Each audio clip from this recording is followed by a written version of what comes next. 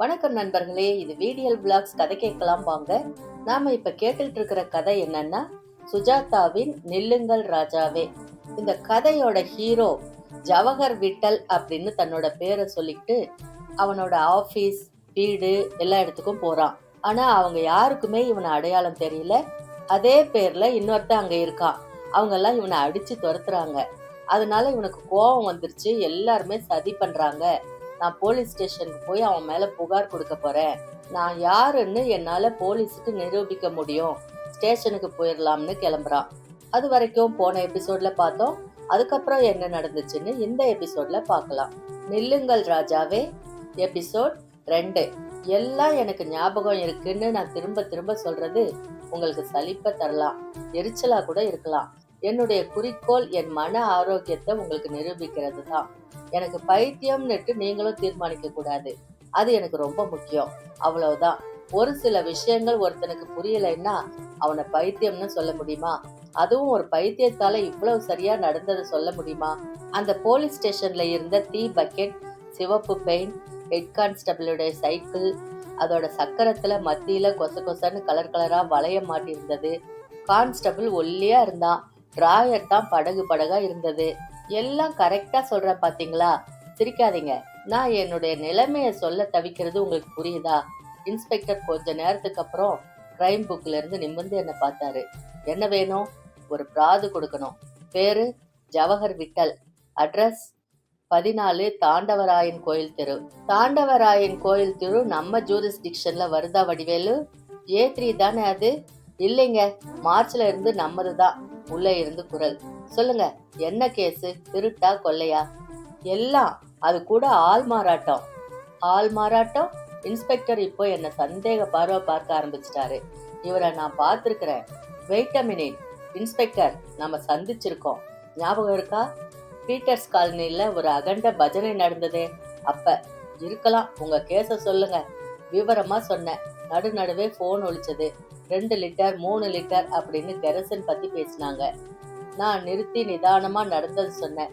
கடைசியில என்னை உத்து பார்த்தாரு, சிரிச்சாரு. ஏன் சிரிக்கிறீங்க? அதாவது உங்க மனைவி, நீங்க பெத்த பிள்ளை எல்லாம் உங்களை அடையாளம் கண்டுக்க மாட்டேங்கிறது. ஆமா. இத என்ன நம்ப சொல்றீங்களா? அதாங்க நடக்குது. நீங்க வேணா வந்து பாருங்களேன். எல்லாரும் ஒன்னா சேர்ந்துக்கிட்டு இப்படி சதி பண்ணினா எனக்கு போலீஸ்ல கம்ப்ளைண்ட் கொடுக்கறத விட்டா வேறு வழி என்ன சொல்லுங்க? எப்படி அது சாத்தியம்? நீங்க சொல்றத பார்த்தா நீங்க ஒருத்தர் தான் நிஜம், மத்த பேர் எல்லாரும் பொய் சொல்றாங்க, அப்படித்தானே? ஆமாங்க. அதான். எப்படி சாத்தியம்? எல்லாரும் பேசி வச்சுக்கிட்டா 5 வயசு குழந்தை கூடவா? அதான் உதைக்குது. எதுக்காக அவங்க இப்படி செய்யணும்? என் மேல ஏதோ ஒரு விதத்துல பழி வாங்குறதுக்காக. இல்லைன்னா என் சொத்துக்கு ஆசைப்பட்டு இப்படி சொல்லலாம். எவ்வளவு இருக்கும் சொத்து? அது கிடக்குது நிறைய. சின்ன குழந்தை சொத்துக்கு ஆசைப்பட்டு அப்பாவா அப்பா இல்லங்குமா? பின்ன ஏன் அவங்க அப்படி செய்யறாங்க அப்படின்னு எரிச்சலா. என்னை பொறுத்த மட்டும் எனக்கு ஒண்ணுதான் தெரியுது. உலகமே பொய் சொல்றது அப்படின்றத நம்புறதுக்கு பதிலா நீங்க ஒருத்தர் மட்டும் பொய் சொல்றீங்க அப்படின்றது நம்புறது சுலபம். அதனால வேலையை பார்த்துட்டு போயா. இப்ப நீங்க என் கம்ப்ளைண்ட்டை எடுத்துக்க போறீங்களா இல்லையா? எனக்கு அதுக்கு உரிமை இருக்கா இல்லையா? தாராளமா. வடிவேலு, ஐயாவுக்கு ஒரு பேப்பர் கொடுத்துட்டு ஸ்டூல போட்டு உட்கார வை. கம்ப்ளைண்ட் ரெஜிஸ்டர் பண்ணிக்க. என்ன? Wait a minute. எனக்கு திடீர்னு ஒண்ணு உதயமாயிடுச்சு. சேச்சே, என்ன முட்டாள்னா? இன்ஸ்பெக்டர், அந்த வீட்டு மாடியில நானும் என் மனைவியும் எடுத்துக்கிட்ட போட்டோ இருக்கு. பாத்தீங்கன்னா நீங்க நம்புவீங்க இல்லையா? Colour photo. GK வேலு ஸ்டுடியோல எடுத்தது. நான் சாக்லேட் கலர்ல போட்டு, அவ பச்சை பட்டு போடுவேன். அதை பார்த்துட்டு அப்புறம் யாருக்கு ஸ்க்ரூ லூஸ்னு நீங்க முடிவு பண்ணுங்க. நானே போய் நிரூபிக்கலாம்னா வீட்டுக்குள்ளேயே விட மாட்டேங்கிறாங்க. அதனால போலீஸ் பந்தோபஸ்தோட போக விரும்புறேன். இதுல உங்களுக்கு ஆட்சேபனை இருக்கக்கூடாதே. இன்ஸ்பெக்டர் தலையை சொரிஞ்சிட்டு மறுபடியும் வடிவேலு அப்படின்னாரு. வாங்க போய் பாத்துடலாம் அப்படின்னது வடிவேலுவோட குரல். மறுபடி என் வீட்டுக்கு நான் போலீஸ் துணையோட வந்தப்போ மணி 12 இருக்கும். உச்சி வெயில். கதவை திறந்தா அந்த சண்டாளன் மறுபடியும் வந்துட்டியா? ஏயா உன்னோட ரோதனையா போச்சு? கந்தசாமி, அட போலீஸ்காரங்களை கூட்டிகிட்டு வந்தியா? சார், உங்க பேர் என்ன அப்படின்னாரு இன்ஸ்பெக்டர். ஜவஹர் விட்டல். நான் தான் ஜவஹர் விட்டல் அப்படின்னு. காலையில இருந்து ஆபீஸ்ல இருந்து தொந்தரவு கொடுக்குறான் இன்ஸ்பெக்டர். அதே தான் சார் என் கம்ப்ளைண்ட்டும். சரிதான், இருங்க. ஏம்மா, உங்களை தொந்தரவு பண்றதுக்கு மன்னிச்சுக்கோங்க. இந்த ஆளை உங்களுக்கு தெரியுமா? தெரியவே தெரியாதுங்க. புவனேஸ்வரி, என்னம்மா இப்படி சொல்ற அப்படின்னா அழாத குறையா, மாடியில போட்டோ மாட்டியிருக்குன்னு சொல்றானே, என்ன போட்டோ? நீ உள்ள போ போனா. என்ன போட்டோ? இன்ஸ்பெக்டர், நீங்க போய் பார்த்துட்டு வாங்க. நான் வாசல்லையே நிக்கிறேன். பார்த்துட்டு அப்புறம் பேசுங்க. நான் உள்ள வரல. என் வீடு இது. இருந்தாலும் உள்ள வரல. என்னங்க, அந்த போட்டோ ஒரு தடவை பார்த்துடலாமா? மாடியில மாட்டியிருக்காமே. தாராளமா. கொஞ்சம் இருப்பா, வரேன். நான் சந்தோஷத்தோட இருக்கேன் அப்படின்னு. சரியா பாருங்க. மாடிப்படி மொத்தம் 18 படி. கீழே கார்பெட் போட்டிருக்கோம். நிலை கண்ணாடி இருக்கும். உள்ள போற ரூம் வாசல்ல மேல மாட்டி இருக்கும். சரி சரி. இன்ஸ்பெக்டர் உள்ள போக நான் வேப்ப மரத்து நிழல்ல நிக்கிறேன். ஊஞ்சல் காத்துல ஆடுது. இந்த வீட்டை ரிட்டையர்ட் ஃபாரஸ்ட் ஆபீசர் கிட்ட கடன் வாங்கி கட்டுனது ஞாபகம் வந்தது. தச்சனை வச்சு, ஆர்கிடெக்ட வச்சு, கொத்தனாரை வச்சு ரீமாடல் செஞ்சு சௌகரியங்கள் பண்ணிக்கிட்டு கொஞ்சம் கொஞ்சமா இதை மாத்தினது ஞாபகம் வந்தது. கண்ணில் தண்ணியே வந்துருச்சு. என் வீட்டுல என் அடையாளத்தை ஸ்தாபிக்க முடியாம, உள்ள நுழைய விடாம, அது என்னையா விரோதம்? இன்ஸ்பெக்டர் சிரிச்சு பேசிக்கிட்டு வெளியில வரார். அந்த சண்டாளனும் கூட வரான். என்ன இன்ஸ்பெக்டர், பாத்தீங்களா? பார்த்தேன் அப்படின்னு அவனை பார்த்து சிரிக்கிறாரு. போட்டோ இருந்ததா? இருந்தது. சாக்லேட் கலர் கோட்டு, பச்சை புடவை, எல்லாம் சரியாத்தான் இருந்தது. பின்ன என்ன? போட்டோல உள்ள ஆள் தான் நீ இல்ல, இவரு. என்னது? இருக்கவே முடியாது. நீங்களும் சதி பண்றீங்க. உங்களுக்கும் லஞ்சம் வச்சுட்டான். நான் போய் பாக்குறேன். உள்ளே ஓடுன இன்ஸ்பெக்டர் என்னை பிடிச்சு போக விடாம தடுத்து தரன்னு இழுத்து ரோட்ல கொண்டு தள்ளினாரு. பாவிகளா பாவிகளான்னு கீழே உட்கார்ந்துக்கிட்டு அழுத. நடு தெருவுல அழற ஜாதி இல்ல நான். இதுக்கு முன்னால என் வாழ்க்கையில பல முறை கொல்ல போகிற விஷயங்களை சந்திச்சிருக்கேன். கம்பெனியே திவால் ஆகுற நிலைமை ஒரு தடவை 1973 வந்துச்சு. ஷோபாவுக்கு ஜாண்டிஸ் வந்து ஒரு நூறு இலையில உயிர் ஊசலாடிக்கிட்டு இருந்துச்சு. அப்புறம் ஒரு மகன் பிறந்து 1 வயசுல இறந்தான். இதெல்லாம் என் வாழ்க்கையில ஏற்பட்ட டிராஜடி சமாச்சாரங்க. இதுக்கெல்லாம் கூட நான் வாய் விட்டு அழுததில்ல. இப்ப அழுத.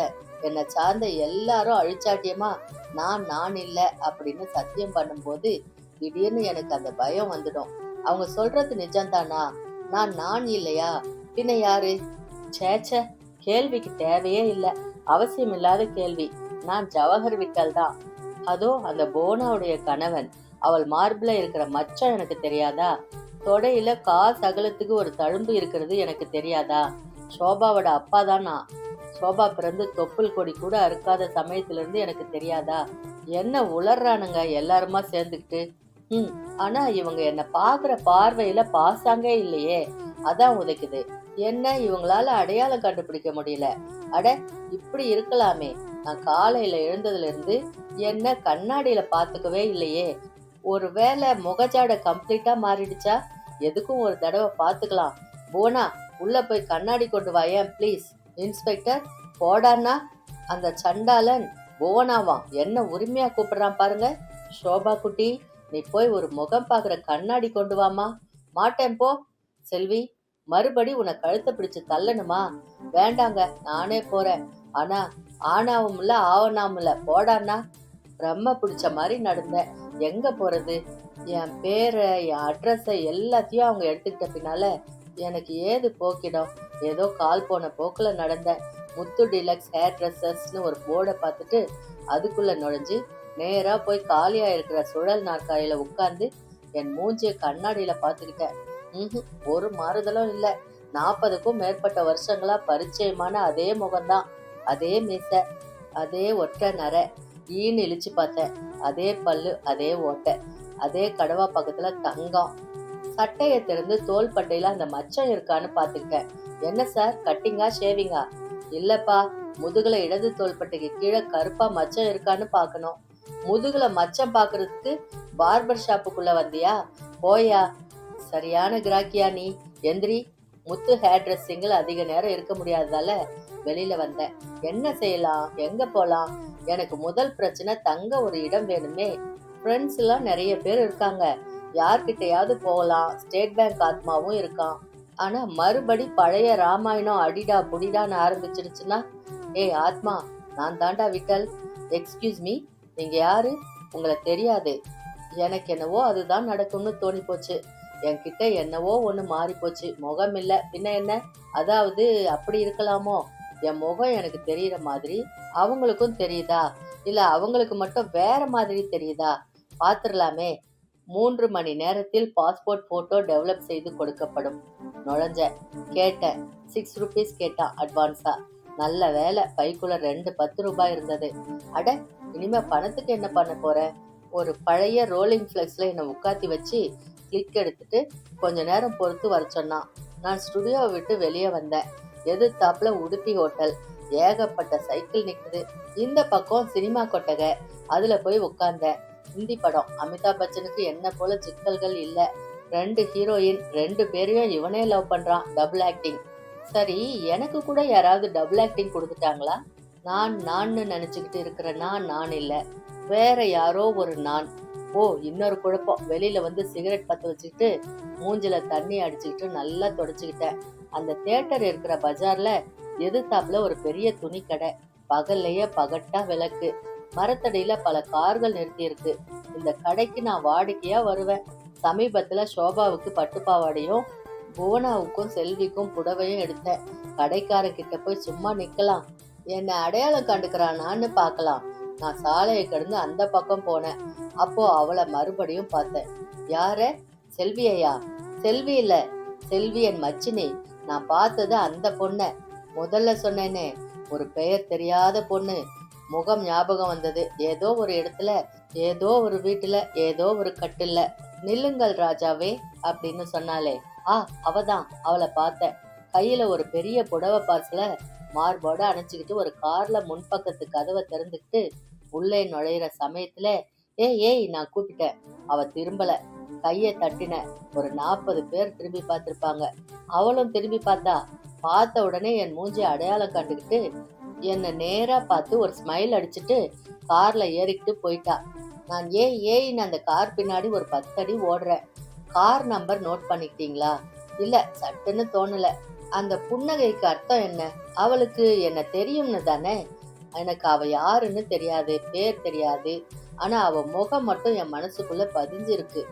எனக்கு என்னவோ என்னோட வினோதமான உபாதைக்கு சிகிச்சை அவகிட்டதான் இருக்குன்னு தோணுது.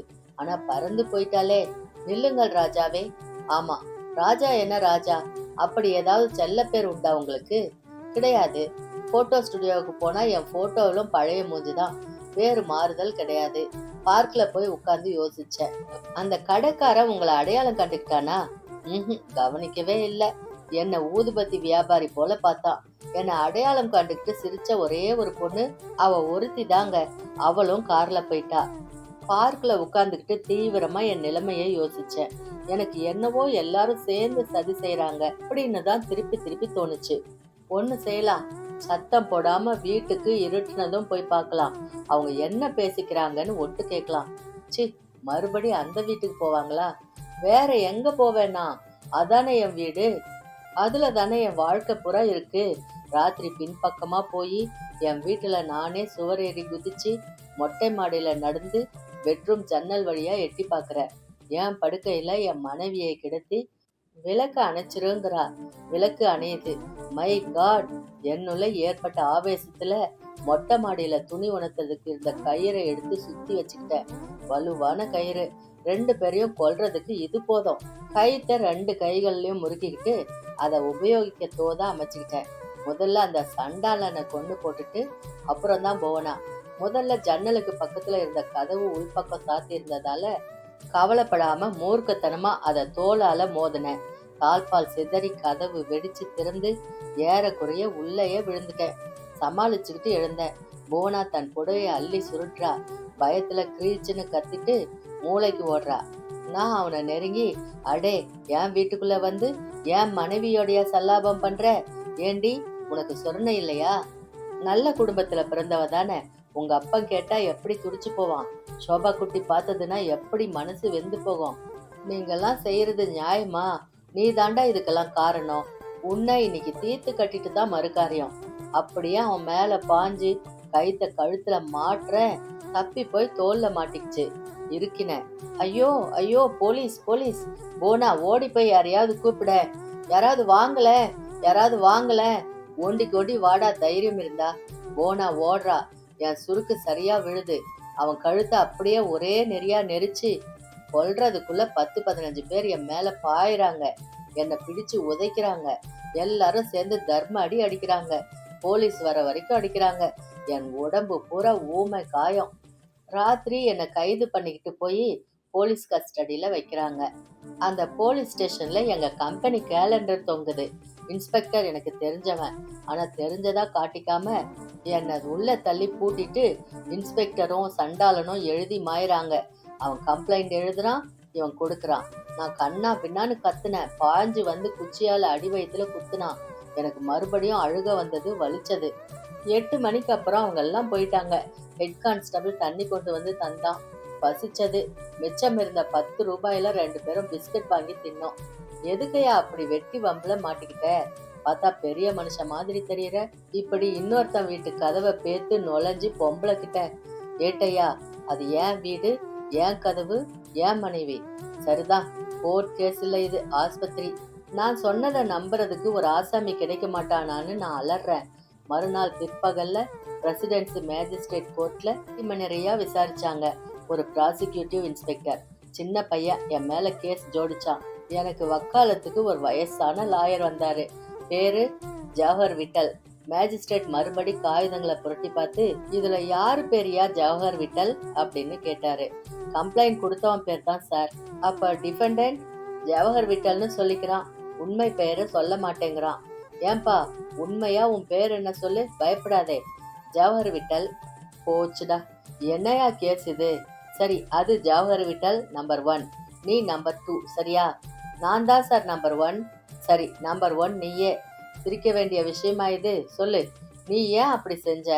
யுவர் ஆனர், கேஸ் இந்த ஆள் மேலதான் போடணும், என் மேல இல்ல. முதல்ல இவனை விசாரிங்க. என் வீட்டை ஆக்கிரமிச்சுக்கிட்டு என் உடைமைகளை சகலத்தையும் இவன் பறிச்சுக்கிட்டு என் பேரையும் நீக்கி என் மனைவிய கவர்ந்துக்கிட்டு, என்னையா இது? அந்த அம்மாவையே கேட்க போறவங்க, அவங்களும் தான் சாட்சி சொல்ல போறாங்க. எல்லாரும் சேர்ந்து சதி செய்யறாங்க யுவர் ஆனர். எதுக்கு சதி செய்யணும் எனக்கு உடனே சொல்ல தெரியலைங்க. ஆனா எல்லாரும் கூடி பேசி வச்சுக்கிட்டு, பழனிவேலு இதுதான் கேஸா? கேஸ் இது இல்லை யுவர் ஆனர். மிஸ்டர் ஜவஹர் விட்டலுடைய வீட்டுக்குள்ள புகுந்து ஒரு கயித்தை எடுத்து அவர் கழுத்தை நெரிச்சு கொல்ல பார்த்திருக்கிறான். இவனை செக்ஷன் 511 கூட 312லயும் ட்ரை பண்ண போறோம். நீங்க என்ன சொல்றீங்க நம்பர் 1? பொய், அபாண்டம். ஆமா, நீங்க தான் விட்டல் அப்படின்றதுக்கு என்ன ஆதாரம்? கோச்சுக்காதீங்க யுவர் ஆனர். உங்க பேரு கோவிந்தராஜலு, நீங்க தான் கோவிந்தராஜலு அப்படின்றதுக்கு என்ன ஆதாரம்? சுத்துப்பட்டவங்க எல்லாரும் என்ன அடையாளம் காட்டுவாங்க. என் மனைவி, மகன், எனக்கு ஐடென்டிட்டி கார்டு இருக்கு, பாஸ்போர்ட் இருக்கு. இவை எல்லாமே ஒரு ஆசாமிக்கு மறுக்கப்பட்டு உங்க உள் மனசுல மட்டும், உங்களோட ஞாபகங்கள்ல மட்டும் உங்களுடைய அடையாளம் பாக்கி இருக்கிற நிலைமைய உங்களால கற்பனை பண்ணி பார்க்க முடிஞ்சதுன்னா அந்த நிலையில தான் நான் இருக்கேன். யுவர் ஆனர், பிளீஸ் நான் சொல்றத கேளுங்க. சட்டமன்றங்கள்ல கிடைக்க வேண்டியது நியாயம். என்னை போல ஒரு அப்பாவிக்கு பாதுகாப்பு, உண்மை நிரூபிக்கப்படணும். எனக்கு தண்டனை கொடுத்தீங்கன்னா அது எல்லாமே கலைஞ்சிரும். என்னையா பழனிவேலு, ஆள் கொஞ்சம் லூஸ் கூட சார், ஒரு மாதிரி பேசுறான். மேஜிஸ்ட்ரேட் முகம் கடுமையாகுது. அப்போ செக்ஷன் 84ல வந்துரும். இவன் மேல நீங்க கேஸ் போட முடியாது. சார், பைத்தியம் இல்ல சார், பைத்தியம் மாதிரி பாவனை செய்யறான். எது எப்படியோ, சட்டம் தெரியுமில்ல உனக்கு? என்னுடைய ரூலிங் அதுதான். இவனை கவர்மெண்ட் மென்டல் ஆஸ்பத்திரியில பரிசோதனை பண்ணி ஒரு சர்டிபிகேட் வாங்கிட்டு வந்துருங்க. ஆள் பைத்தியம் இல்லைன்னு எழுதிக்கோங்க. From the 3rd presidency magistrate to the president, mental hospital, Kilpauk. Report வந்த அப்புறம் கேஸ தொடரலாம். என்ன? இந்த இன்ஸ்பெக்டர் சபிச்சுக்கிட்டே வந்தான். சரியான சாவு கிராக்கியா நீயே. மத்தியானம் மறுபடி ஜெயில கூட்டிட்டு வந்தாங்க. அங்கேயே 2 நாள் மேற்கொண்டு என்ன நடக்க போகுதுன்னு தெரியாதபடிக்கு இருந்த. என்ன போல அண்டர் ட்ரையல்ஸ் 40 பேரோட ஒரு ஹால்ல அடைஞ்சு கிடந்த. தரையில படுத்து தூக்கம் இல்லாம தவிச்சேன். சோபாவுடைய ஞாபகம் வரும், போனாவுடைய மூஞ்சி மிதக்கும். ஒரு சமயம் எனக்கே சந்தேகம் வரும், அவங்க சொல்றது நிஜம்தானோ? நான் விட்டல் இல்லையோ? விட்டல் இல்லாட்டி போனா நான் யாரு? வேறு ஏதோ பொட்டலா? எந்த ஊர் நானு? என் பேர் என்ன? சேச்ச, நான் விட்டல் தான். என் வீட்டுல நுழைஞ்ச உடனே மல்லிகை கொடி வாசனை அடிக்குமே, அப்புறம் கொஞ்சம் செண்பக மரத்துல இருந்து வாசனை, வாசல்ல புது செருப்பு தோல் வாசனை, கூடத்துல ஊதுபத்தி வாசனை, சோபா குட்டிய தூக்குனா அது ஒரு தனி வாசனை, செல்வி போட்டுக்கிற சார்லி சென்ட் வாசனை, புறக்கடையில மாட்டு மூத்திரம், அப்புறம் பலாப்பழ வாசனை, திருவிழா வாசனை, அந்த பெண் வாசனை. மறுபடி நில்லுங்க ராஜாவா? ஆமா சார். அந்த பிம்பம் என்னை அடிக்கடி உறுத்துது. அந்த மூஞ்சிய மறக்க முடியாது, அந்த சிரிப்பை மறக்க முடியாது. படுத்தாப்புலயும் இல்லாம உட்கார்ந்தாப்புலயும் இல்லாத போஸ்ல என்னை பார்த்து சிரிச்சு ராஜாங்கிறா. அவ யாரு? அந்த உருவம் உறுத்திக்கிட்டே இருக்கு. 2 நாள் ஜெயில்ல, 3வது நாள் ஆம்புலன்ஸ் வண்டியில பிரயாணம். ஆஸ்பத்திரியில 2-3 நாள் கத்துக்குட்டி டாக்டர்கள் எல்லாம் 100 கணக்குல கேள்வி கேட்டு பழுப்பு காகிதத்துல எழுதி எழுதி மாஞ்சாங்க. குண்டு கட்டா தூக்கிட்டு போய் வாயில எதையோ அடைச்சி ஷாக் கொடுத்தாங்க, ஊசி குத்துனாங்க. டாக்டர், நான் படாத பாடுபட்டு கடைசியில உங்ககிட்ட கொண்டு வந்து சேர்க்கப்பட்டிருக்கேன். என் கதைய பூராவும் கேட்டீங்க. நீங்க ரொம்ப பெரிய டாக்டருங்கிறாங்க. உங்களை பத்தி வியன்னாவில எல்லாம் பேசிக்கிறாங்களாம். எனக்கு என்ன ஆயிடுச்சு? இதை மட்டும் கண்டுபிடிச்சு சொல்லிடுங்க டாக்டர் ப்ளீஸ். தொடரும். அது வரைக்கும் இந்த எபிசோட்ல பார்த்தோம். அதுக்கப்புறம் என்ன நடந்துச்சுன்னு அடுத்த எபிசோட்ல பார்க்கலாம். அது வரைக்கும் உங்களிடமிருந்து நன்றி கூறி விடைபெறுவது வீடியல் பிளாக்ஸ் வீடியல். நன்றி, வணக்கம்.